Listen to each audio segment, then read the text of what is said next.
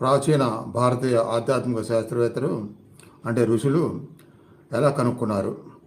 ప్రాణం మీద, మానవుడి ఆలోచన మీద తమ ఆశ్రమాలనే పరీక్షాశాలలో ప్రయోగాలు చేయడం ద్వారా కనిపెట్టారు. అంటే భౌతిక విషయాలు నిన్న చెప్పుకున్నాం, సూక్ష్మదర్శిని అని చెప్పి.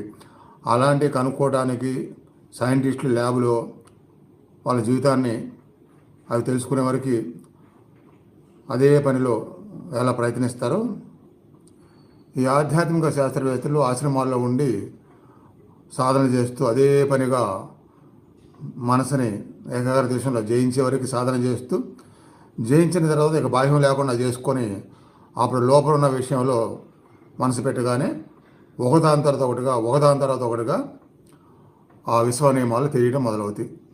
ఈరోజు చేయించిన సాధన